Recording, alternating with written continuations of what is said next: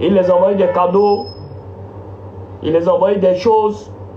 Et il y a d'autres, ils envoyaient beaucoup d'argent. C'est des mafieux. Aujourd'hui, ce qui s'est passé me fait de la peine parce que Apouchou, c'est un frère. Est-ce qu'il y a trafiquant plus que Libanais? Oui, il y a ton père. Apouchou, c'était un jeune frère. Et maman Brigitte, c'est une mère. C'est une mère. Quand je dis c'est une mère, c'est une mère.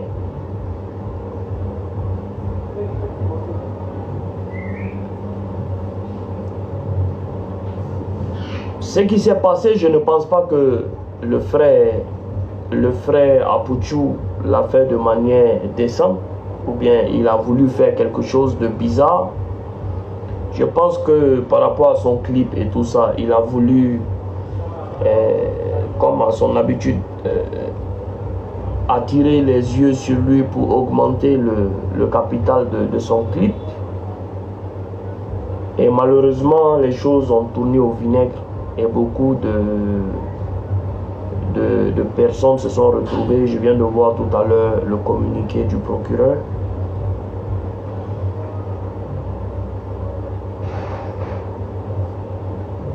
Ce qui s'est passé, c'est vraiment malheureux. C'est malheureux. On va dire qu'il a été on va dire étourdi. Malheureusement, le Lionel PCS en question, je ne le connais pas parce que j'avais vu un post tout à l'heure pour dire que tout le monde dit Apouchou, mais personne ne parle de Lionel, mais on n'est même pas à ce point précis en fait. On est aujourd'hui dans une situation qui est vraiment déplorable pour tout le monde. Personne ne peut en vouloir aux autorités. Ils n'ont fait que leur travail, c'est ce qui est tout à fait normal, et surtout que la Côte d'Ivoire est en couleur grise sur la nouvelle liste, ainsi que beaucoup de pays, ainsi que le Liban. Et aujourd'hui, le président de la République, son Excellence M. Alassane Ouattara, est obligé d'assainir tout ce qui se passe parce qu'il ne faudrait pas que le gris passe au noir, mais il faudrait que le gris soit enlevé même sur la Côte d'Ivoire. Donc, c'est le travail à faire aujourd'hui. Et malheureusement, ça fait tellement de bruit sur les réseaux. J'ai vu RFI, j'ai vu France 24 qui ont tous parlé de tout ça. Aujourd'hui, personne n'est en position de force. À part le fait de sortir pour sensibiliser, on ne peut rien faire. On ne peut absolument rien faire à aucun niveau. Personne ne peut intervenir sur quoi que ce soit. Et je l'ai dit depuis un moment, nous sommes dans un pays de loi où il n'y a pas d'affaire de bras longs, bras courts, bras allongés, il n'y a pas tout ça. Il y a tout le monde qui est sous la loi. Et la loi fait son travail depuis pratiquement longtemps. Et c'est une obligation aujourd'hui. Donc, je suis de cœur avec lui. Je ne connais pas les autres, malheureusement. Je suis de cœur avec toi, frère. Je suis de cœur avec maman Brigitte, qui est ma maman. Je sais que les choses ne sont même pas faciles. Je n'ai même pas eu le cœur de l'appeler. Je lui ai juste laissé un message de compassion. Mais c'est pas facile, c'est pas simple. C'est pas facile, c'est pas simple.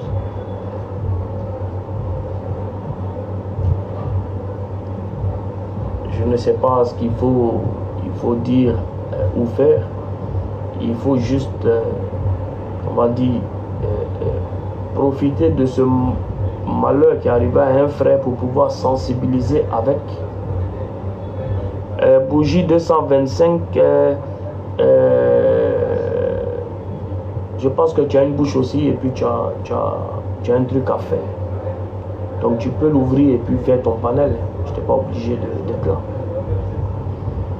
Mais c'est le lieu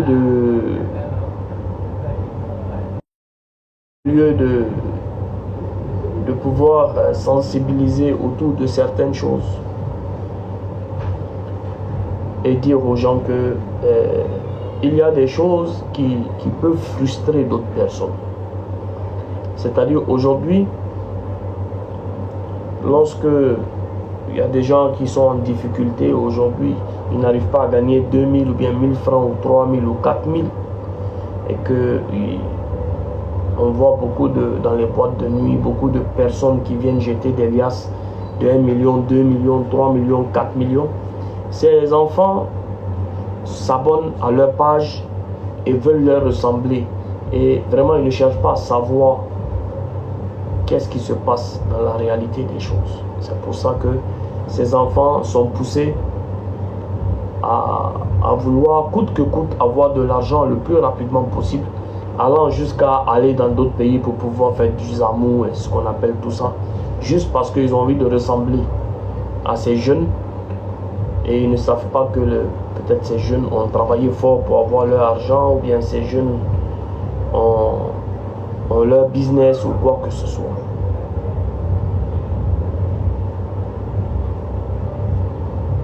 La réalité aujourd'hui est que je pense que beaucoup de panels doivent pouvoir monter et puis essayer de sensibiliser la jeunesse par rapport à certaines choses, par rapport aux jeux de hasard, par rapport par exemple la fois passée, on a vu le mouvement des taxis en Côte d'Ivoire. Et malheureusement, il y a des jeunes qui ont tout fait pour avoir les 1,5 million ou les 2 millions pour pouvoir adhérer, pour s'asseoir à la maison et recevoir les 200 000 par mois et puis ne plus rien faire. Les gars, la facilité te mène droit dans un mur. Et quand tu rentres dans un mur, tu ne peux pas sortir de l'autre côté. Indemne. Tu ne peux pas. Je l'ai toujours dit, quand vous suivez des personnes, essayez de prendre le bon côté des personnes et le mauvais côté des personnes, ne le prenez pas. Je l'ai toujours dit, moi Hassan Hayek, pour ceux qui m'envient sur ma façon de m'habiller, ma façon de truc, ma façon de ci, je l'ai toujours dit que la plupart des habits que je reçois, que je porte quand c'est des marques, c'est des parents de malades que j'avais soignés ici, des gens qui m'aiment bien à travers les réseaux sociaux, des gens qui sont en Amérique qui m'aiment bien, qui m'appellent pour me dire: ah, tu portes Lacoste en quelle taille? Ah, tu portes Kenzo en quelle taille? Ah, tu fais ci, ah, tu fais ça, et puis on m'envoie ça. Sinon, ça c'est moi, je l'ai acheté au Portugal, c'est 5 €. C'est chinois. La plupart des habits que je porte, c'est que moi je paye. Oui. C'est quoi ça? C'est chinois. Ça ne fait pas de moi moins que rien. Ça ne fait pas de moi quelqu'un qui ne soit pas connu. Quand je vais rencontrer des personnalités, ils ne vont pas me dire: arrête-toi à la porte, je vais voir ce que tu as porté. Non. Tout ce qu'on demande, c'est que les gens, qu'on soit présentable. La vie ne se limite pas à ce que tu as porté comme marque. Pour la petite parenthèse, pour tous les jeunes qui... Bon, je ne peux malheureusement pas les cacher. Je ne conseille personne à aller faire des tatouages. Voilà. Je ne conseille personne à aller faire des tatouages. Comme il fait chaud, je ne peux pas toujours mettre de chemise manche longue. Moi, je fais mes trucs par rapport à certaines choses, par rapport à certaines significations pour moi. Et c'est C'est quand je passe dans des périodes assez dures, comme je ne bois pas et je ne fume pas de produits illicites et je ne fais rien de trucs. Ma seule manière de me défouler, c'est d'aller faire des petits tatouages. C'est pas une bonne chose, mais c'est ma façon à moi. Mais je ne conseille en aucun cas quelqu'un d'aller se faire tatouer, ou bien il va prendre un exemple sur moi pour dire que non, il a vu mes tatouages, c'est joli, c'est rentré ici, c'est sorti ici, j'allais faire, mais que non, c'est pas quelque chose qu'il faut recopier venant de moi, s'il vous plaît.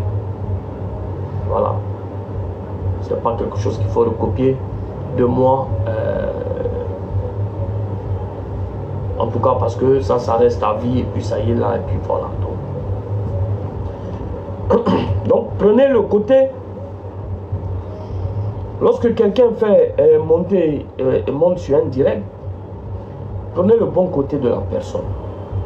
Il n'y a personne qui est parfait à 1000%. Personne n'est un prophète.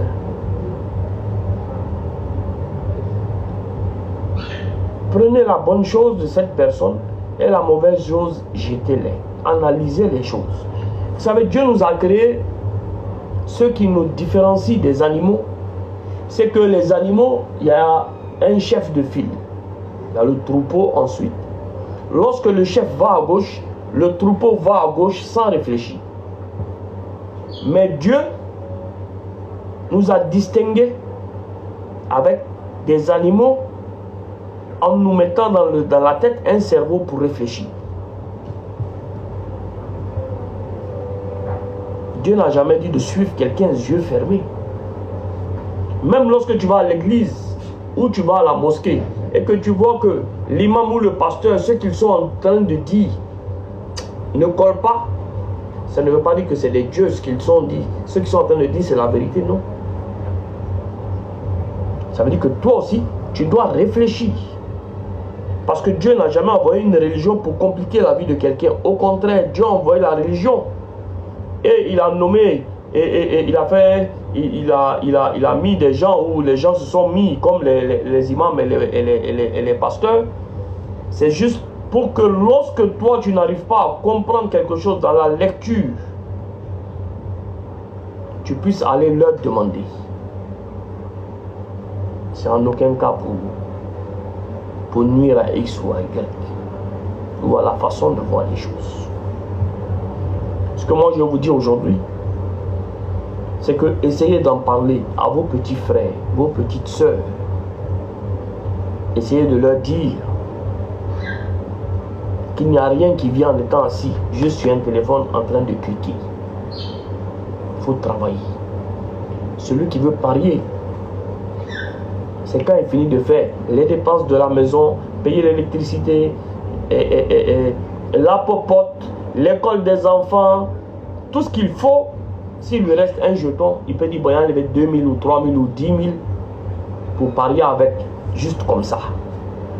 Mais il ne faut pas faire de ça un travail, et il ne faut pas faire de ça une addiction, parce que tu risques de te perdre, de perdre les gens qui t'aiment, de perdre la famille, de rentrer dans une dépression qui ne dit pas son nom, et tu vas rentrer dans un cercle infernal. Ça, c'est pour les gens qui pensent vouloir jouer, qui ont déjà joué. À ceux qui n'ont jamais joué, Djabi va donner ça au Liban. Non, non, il faut m'envoyer le numéro de ton papa, je vais lui envoyer le transfert avec un code promo. À ceux qui n'ont jamais joué, je vais lui demander pardon, de grâce. Il ne faut jamais être tenté par ça. Ce n'est pas une bonne chose. Et ça peut nuire à votre vie de manière conséquente. Ça peut vous faire perdre tout ce que vous possédez. Ça peut vous pousser au suicide, ça peut vous pousser au vol, ça peut vous pousser à la marmaille, ça peut vous pousser plus loin que ça.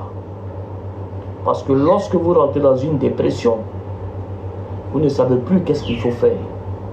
Et vous allez forcément chercher une solution pour avoir de l'argent pour jouer. Quitte à faire beaucoup de mauvaises choses. De grâce, ne soyez pas tentés. Ne soyez pas tentés. Je sais qu'il y a beaucoup de jeunes sur ce panel actuellement qui ne savent même pas comment s'en sortir du cercle dans lequel ils sont. Il y a beaucoup de jeunes aujourd'hui qui sont en ce moment sur le panel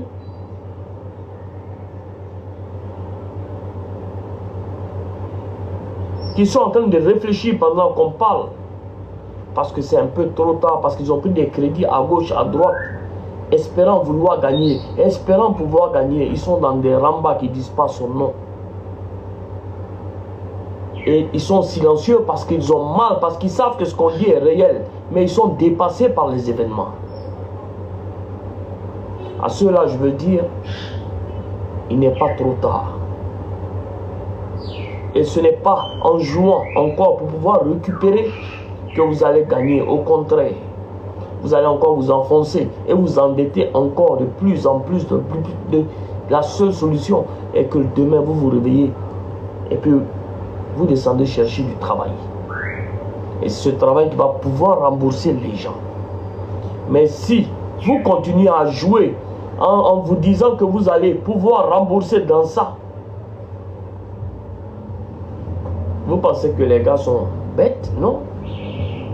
J'ai fini la vidéo par dire à toutes ces personnes comment vous pouvez comprendre que des grands joueurs de football qui ont des salaires en millions d'euros par an en Europe, jusqu'à aujourd'hui, on les attrape en train de trafiquer des matchs.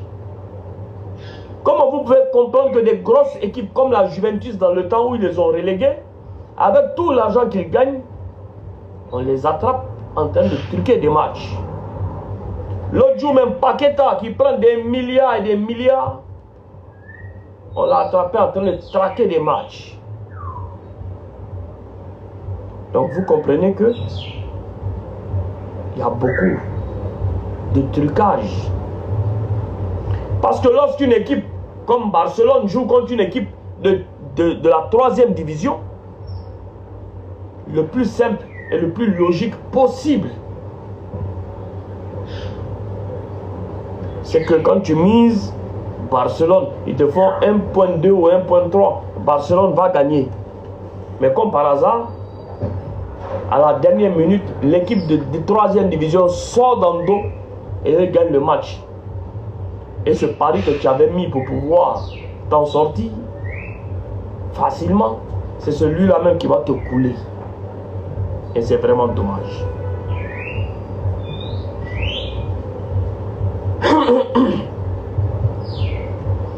En tout cas, je ne veux pas être long.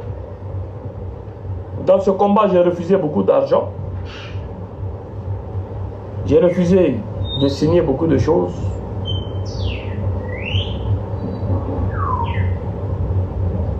Et je suis toujours resté droit dans mes bottes par rapport à ça.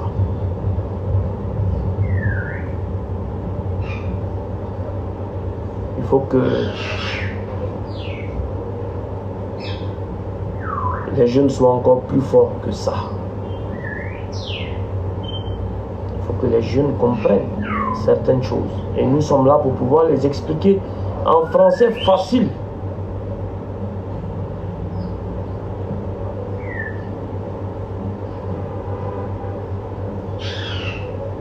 Pour essayer de sensibiliser. Je ne veux pas être long. Que Dieu apaise le cœur de maman Bleu, maman Apouchou, maman Bleu Brigitte, et que Dieu fasse que les choses vont s'arranger pour le frère. Sur ce, Dieu vous bénisse. Dieu bénisse la Côte d'Ivoire. On est ensemble.